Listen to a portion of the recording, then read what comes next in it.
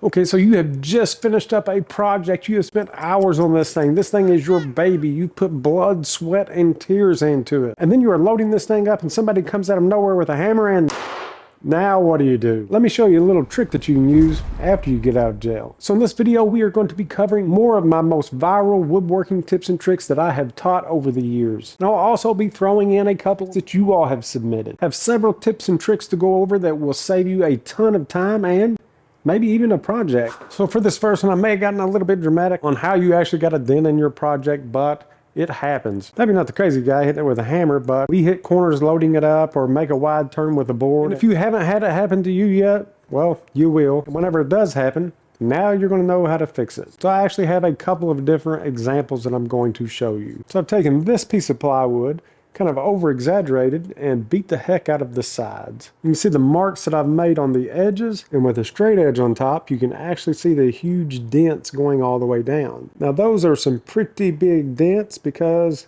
I can see all the way through those. So we are going to see what we can do with this and a dent like this. Okay, so this dent is about 1/8 of an inch deep and it's actually broken some fibers. You see it a little bit better there. And from the side, you can see what it looks like with a straight edge on top. Now let's fix it. So this tip I posted a couple of years ago. It received over 18 million views. And in the comments from the last video, someone asked me to share it again. So what you'll need to take this dent out is some water and an iron. And why do I have an iron in my shop? This is one of the reasons, and the other reason is I'm too cheap to buy an edge banding tool, so this works just as well, except I've dropped it a few times, and as you can see, it likes to pee on me. So you're going to start off just by placing some of your water in the dent. This is a super deep dent that's broken the fibers, so when we're done, you still may be able to see a little scratch there, but I think with some light sanding, we may even be able to take that out. But as of right now, it's deep. So if you're asking why the water, so if we think about what a dent actually is,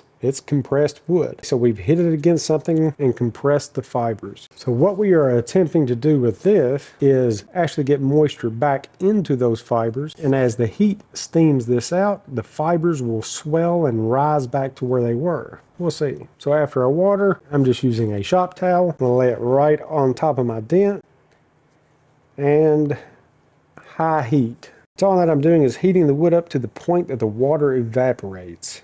We may have to do this a couple of times, but we'll see. Okay, so we still have a little bit of a scratch here, and that's where I broke the fibers, and it's gonna be hard to get rid of that. I'm gonna take this like 600 grit sanding pad, just knock off some of that.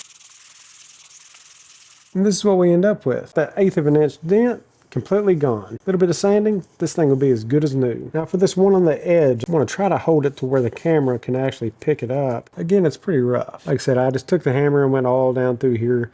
There's all kinds of broken fibers and things like that, which those will just end up with little scratches.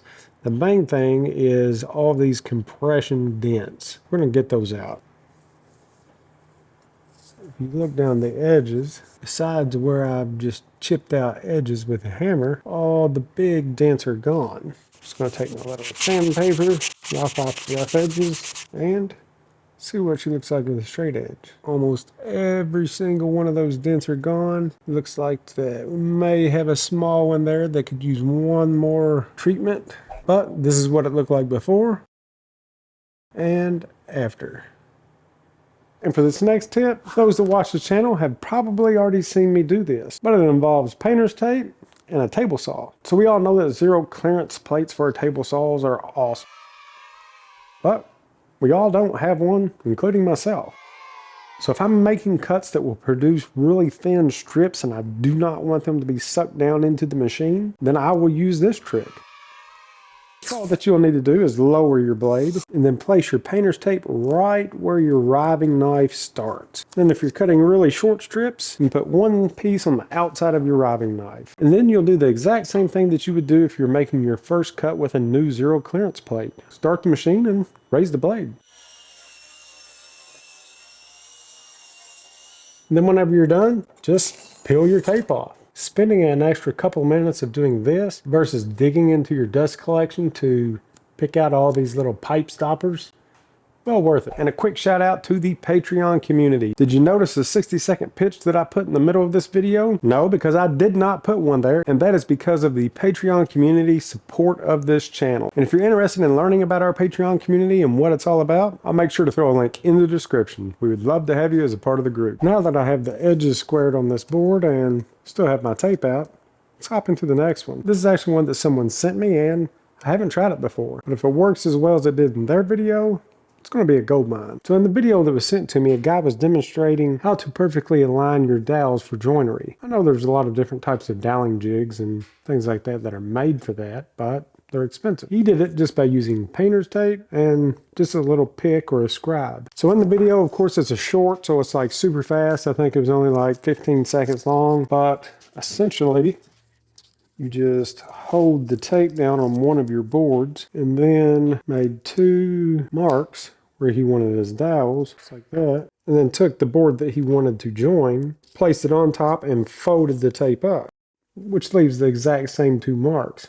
So let's try this out. So since we're using painter's tape, I went ahead and put my little depth gauge here. There's another little tip that most of you all already know is measure down on your drill bit, throw a piece of tape on there for the depth of the hole that you would like. I'm gonna go a little over halfway on my dowel and let's drill some holes. Everything turns out and looks good in a 15-second video, so let's see what it is in real life. Now, of course, if I was really doing some dowel joinery here, I would throw some wood glue in there. The main test is going to be if these line up.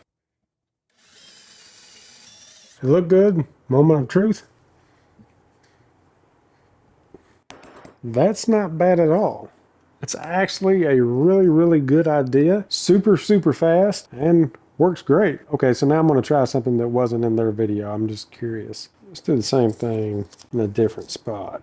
Theoretically, it should all still work out the same. But that's all this tape is doing is transferring the spacing to wherever we want it, really. As long as the tape stays in the same place on your first board, when you transfer it to the second, it should match up.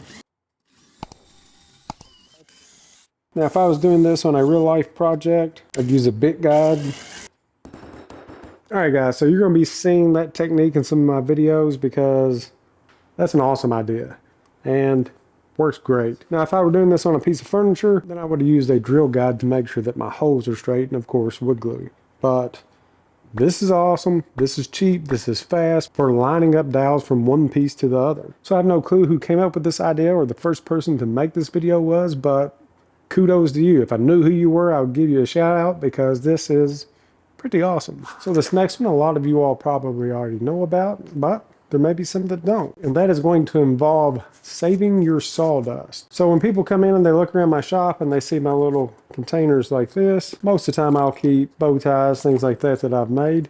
But down at the very bottom, if you take a look, there's dust. So what I will actually use that for, and this is an old school trick, is making my own wood filler. Well, why would you want to make your own wood filler? Every time I go to get any wood filler out of the little tub that it comes in, it's hard as a rock. So just make my own. Let's say that you're working on a project, you know, made of walnut or cherry or any other type of woods. Oftentimes it is very hard to find a wood filler that will actually come close to matching your project. I'll clean out my dust collection on my sander before I start sanding. And then once I'm done, let's say if it's walnut, I'll dump that dust into my walnut container. And then let's say that our project had a little gap or pinhole, nail hole, whatever that you were wanting to fill, and you wanted it to match. So just using a little bit of wood glue and the dust from that project, you can mix it in and create your own wood filler. So I would add my wood filler in, then I'd let that dry. And when I'm done, because I've used the exact same dust from this project, you can't even see where the blemish or the hole was at. So for those of you that did not know that trick, it's a lifesaver, it's awesome, and you can fill in any type of blemish without it sticking out. So make sure to save your little containers of dust. Yes, people are going to think that you're weird because you have little cans of dust sitting around. But having perfectly matching wood filler on any project, it's just icing on the cake. So for this next one, someone asked in the comments if I had any tips on clamping mitered corners. Well, actually I do. Yes, several different companies make clamps for clamping down these corners, but they're expensive, and what if you want to do several at one time? Let me show you a trick that we used to use all the time for making corner clamps, out of scrap wood. So I'm going to start off just by taking a piece of scrap wood and I'm going to drill an 1.5 inch hole through the center of it. And this is one of those things that if you're going to take the time to make one, you might as well make a couple. Anytime that you're drilling a hole through something and you do not want it to bust out the other side whenever you break through, once the bit tip has gone through, just flip it over and use that as a guide to finish your hole. And that'll leave a nice clean cut on both sides. But that's not the trick I was talking about, so let's move on. Next, we're just going to draw a straight line on both sides around the center of this hole. And then using a speed square, we'll mark a 45-degree angle from the 2 points that we just made. Now let's head over to the miter saw and we'll make these 2 cuts. So at the miter saw, I have the saw set to 45 degrees and I actually have a block up against my fence to build this off. I do not want to cut through the circle, I just want to cut into the circle. And also keep in mind, we're going to be keeping this back piece as well. And you can either mark both sides of your board and keep your 45 as is and make your next cut, or you can just swing it over to 45 degrees on the opposite side and make that cut. This is what you end up with. So why and how is this a corner clamp? Well, let me show you. Now that you have your clamping jig made, it's all that you have to do is glue your 45s as you normally would. The hole that we cut into the center of the jig is actually for squeeze out. Then we'll take our bottom piece that we cut out earlier and place it on the inside corner. Now we can just take a regular squeeze clamp, line it up with the center, and tighten it up. A perfect 45 glue up jig made out of scrap wood. And then you don't have to, but I like to knock these 2 corners off just to make them look a little bit better. That's all there is to it. Scrap wood and a squeeze clamp, you've got yourself a 45-degree jig. And the cool thing about this concept is, let's say you're making 50-degree miters or 30-degree miters, and you're doing a lot of these. Do the exact same thing with your scrap wood, and instead of cutting your inside angles at 45 degrees, just cut them at the angles of the material that you're working with. Super cheap, super easy, and anybody can do it. Those are just a few more handy tips and tricks that I have up my sleeve. And if you all have any of your own, please drop them down into the comments, and I would love to try them out. Or if you find something interesting on the internet, send it my way. I'll try that out too. I'm always down to try something new, and if it works, I'll share it with you guys. Until next time, we'll see ya.